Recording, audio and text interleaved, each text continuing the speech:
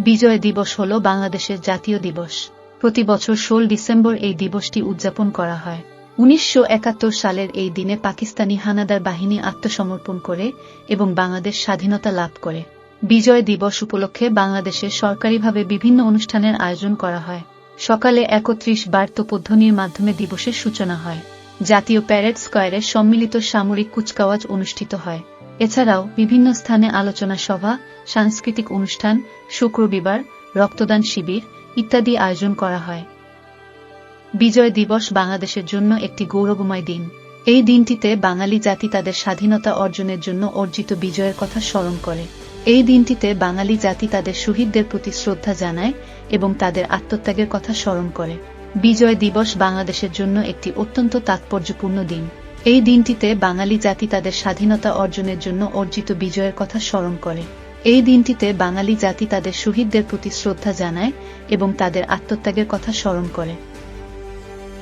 1971 সালে বাংলাদেশ একটি স্বাধীন দেশ হওয়ার জন্য পাকিস্তানের বিরুদ্ধে মুক্তিযুদ্ধে লড়াই করেছিল, যার ফলস্বরূপ ইসলামিক প্রজাতন্ত্র পাকিস্তান থেকে পূর্ব পাকিস্তান বিচ্ছিন্ন হয় এবং বাংলাদেশ নামক সার্বভৌম রাষ্ট্র প্রতিষ্ঠা করে। যুদ্ধটি 9 মাস স্থায়ী হয়েছিল। 20 শতকের সবচেয়ে সহিংস যুদ্ধগুলির মধ্যে একটি। এটি বড় আকারের নৃশংসতা, 10 মিলিয়ন বা 1 কোটি শরণার্থীর দেশত্যাগ এবং পাকিস্তানি সশস্ত্র বাহিনীর দ্বারা 3 মিলিয়ন বা 30 লক্ষ লোককে হত্যার সাক্ষী ছিল। 1971 সালের 16 ডিসেম্বর লেফটেন্যান্ট জেনারেল আমির আবদুল্লাহ খান নিয়াজি পূর্ব পাকিস্তানে অবস্থিত পাকিস্তান সশস্ত্র বাহিনীর সিও আত্মসমর্পণ পত্রে স্বাক্ষর করেন। আত্মসমর্পণের যন্ত্র ছিল একটি লিখিত চুক্তি যা বাংলাদেশের স্বাধীনতা যুদ্ধে পাকিস্তান ইস্টার্ন কমান্ডের আত্মসমর্পণকে সক্ষম করে এবং ইস্টার্ন থিয়েটারে 1971 সালের ভারত-পাকিস্তান যুদ্ধের সমাপ্তি চিহ্নিত করে। 1971 সালের 16 ডিসেম্বর ঢাকার রমনা রেসকোর্সে আত্মসমর্পণ হয়।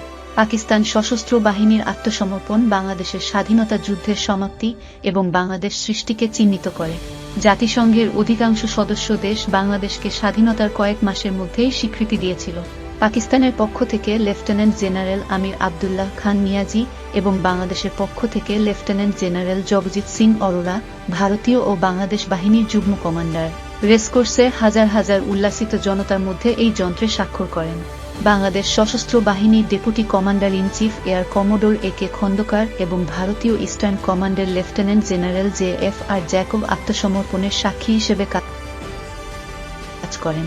এছাড়াও উপস্থিত ছিলেন পাকিস্তানি নেভাল ইস্টার্ন কমান্ডের commander vice admiral Mohammad Sharif এবং পাকিস্তান বিমান বাহিনীর ইস্টার্ন এয়ার ফোর্স কমান্ডের air vice marshal Patrick D Callaghan, যারা চুক্তিতে স্বাক্ষর করেন। বাংলাদেশের পক্ষে এয়ার কমোডোর এ.কে খন্দকার আত্মসমর্পণের সাক্ষী হিসেবে দায়িত্ব পালন করেন। ভারতীয় ইস্টার্ন কমান্ডের chief of staff lieutenant JFR. Jacob এবং ভারতীয় নৌ ও বিমান বাহিনীর অন্যান্য কমান্ডাররা ভারতের পক্ষে সাক্ষী হিসাবে কাজ করেছিলেন। অরোরা কোনো শব্দ ছাড়াই আত্মসমর্পণ গ্রহণ করেন যখন রেসকোর্সের ভিড় নাৎসি বিরোধী এবং পাকিস্তান বিরোধী স্লোগান দিতে থাকে। 1996 সালে বাংলাদেশ ব্যাংক বিজয় দিবসের রজত জয়ন্তী 25তম বার্ষিকী স্মরণে একটি ওভারপ্রিন্ট সহ একটি 10 টাকার নোট জারি করে। বর্তমানে বিজয় দিবস উপলক্ষে পতাকা উত্তোলন, কুচকাওয়াজ, দেশাত্মবোধক গান ও জাতীয় সঙ্গীত পরিবেশন, রাষ্ট্রপতি ও প্রধানমন্ত্রীর ভাষণ, বিনোদন ও সাংস্কৃতিক অনুষ্ঠান পরিচালিত হয়। বিজয় দিবস বাংলাদেশের জন্য একটি বিশেষ দিন। এই দিনটিতে বাঙালি জাতি তাদের স্বাধীনতা অর্জনের গৌরবকে স্মরণ করে এবং তাদের শহীদদের প্রতি শ্রদ্ধা জানায়।